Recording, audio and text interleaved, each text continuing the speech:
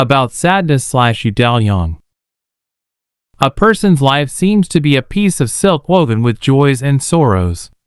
No one spends their life only with joy, and no one spends their life with only sadness. There are times when sadness dwells in the chest of a person who appears to be happy, and there are times when a happy smile shines in the eyes of a person who only appears sad.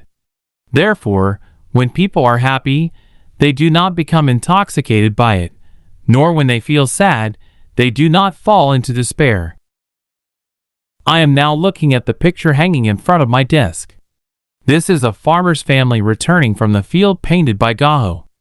The blue sky is thinly patterned with white clouds, and the wide fields are full of grain to be harvested. The young wife is riding a donkey carrying a basket, and her husband, a farmer, is carrying a fork and following her home. It will come back to among paintings depicting the world of people living. It would not be common to see a more peaceful scene than this. We see the pious image of a farmer and his wife standing face to face in the middle of a wide field, offering a prayer of thanks while listening to the soft sound of the evening bell. In Millet's The Bells, and I see it now.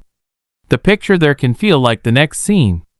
And the peace-oriented ideas flowing in the hearts of Millet and Go are indistinguishable, like water gushing from the same spring. Could it be possible that amid such terrible poverty and agony, a world of peace that could soothe everyone's hearts was created? It's a mysterious thing. I feel this mystery even when I listen to Beethoven's Pastoral Symphony or Spring Sonata. Both are works written after Beethoven became deaf.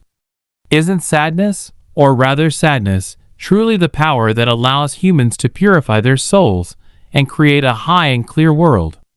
If Jesus himself had not been a man of boundless sorrow, how could he have cleared the black sky that has covered the breast of mankind?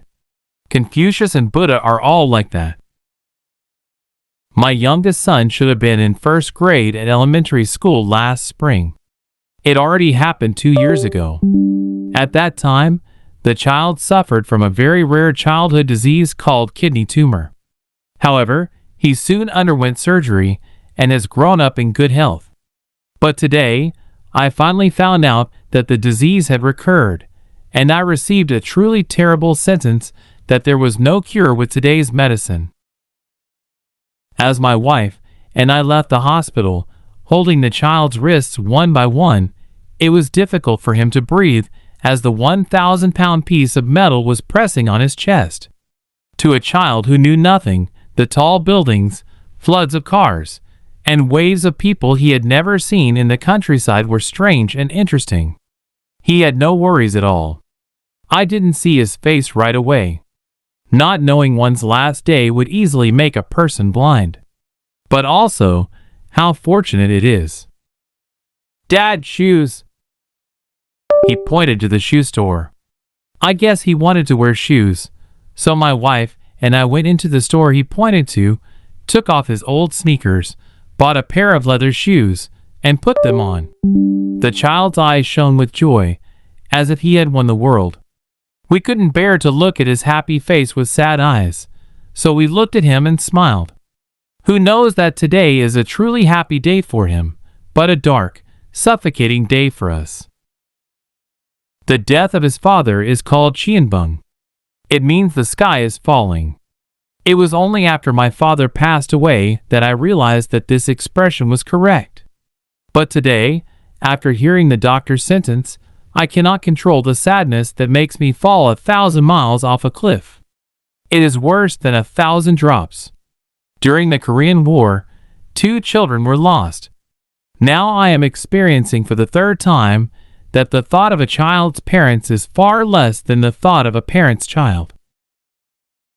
It was a day 2 years ago. The outcome of the surgery was good, so when the child goes outside to play, I hold his wrist and "I think it would be a good idea for you to become a doctor when you grow up. Just as the doctor cured your illness, you too can cure other people's bad illnesses," I said.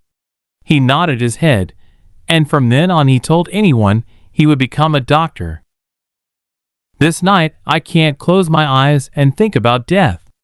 And, while thinking that all noble things in humans are born out of sadness, I look sadly at the sleeping face of my son, who appears to be extremely intelligent. At the same time, I am firmly solidifying my belief that life is not only joy or sadness, and that sadness purifies the human soul and creates great value. God, burn me with repeated sorrow and purify my soul.